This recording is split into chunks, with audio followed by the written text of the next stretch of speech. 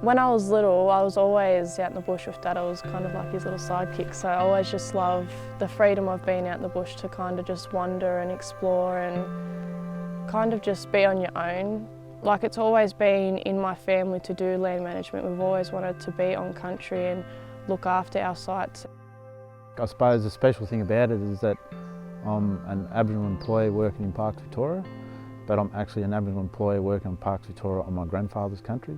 You know, to spend days out in the park and go and actually put your hand on a scar tree that, you know, one of your ancestors cut down 200-300 years ago.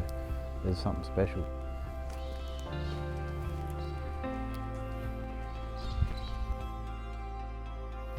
Probably wasn't until I started working on country and started working in parks and then it became evident that, you know, there were aspects of the park or landscape or even the seascape that that I knew that others didn't know just from hearing those stories from my grandfather.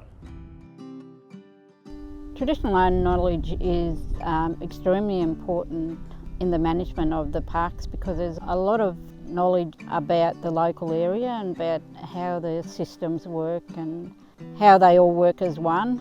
The Murray itself is the backbone and the two lakes are the lungs. If the country isn't healthy, then we're not healthy. If there's one breakdown in that system, then the whole system is going to break down. You know, we did control burning, we did hunting, we managed the land, we managed the flora, the fauna. I think that the issues that are coming around now with, you know, global warming and all that sort of stuff, that we actually have an impact. We have an opinion there that we can start saying, well, listen, this is the story that's been with us, with our families, about how you should manage that parcel of land. And it's important for other organisations that work around that they actually take the time out to talk to the traditional owners, to the communities. You know, we may have different views, but we're all working for the same outcome for the benefit of country. And so to be able to work together for that outcome is a bonus and everyone wins. Joint management is something special because it actually it encompasses all different things, you know. As a ranger myself, you know, like I don't come into Parks Victoria and expect that I have all the information. Basically, it's me getting guidance and getting information from other people and giving people knowledge that I have. That's the platform.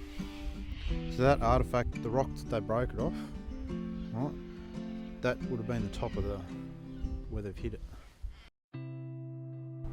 In respect to healthy country equals healthy communities and healthy people, you know, for Aboriginal people, that's a no-brainer. When we speak about country, we are speaking about the health of country. We're speaking about the health of our family member. You know, it's not just our country, it's everyone's country, and we all have to care for it to make sure that it continues to survive. Because if we treat it with disrespect, then that's what it's going to give back to us. My message to potential park rangers in the future is, you know, stay at school, learn your lessons from your elders, you know, go out on country and hear about the stories. How was that mountain created? Why this gully is there? Learn about those things. They're not just Dreamtime stories. You know, they are real in a landscape context, and it helps us manage land, helps us manage country, and it gives us a bit of understanding about what's going on here at this space and this time right now. Working on country is, yeah, it's not really work. Sort of, you're just in your home each day, so it's great.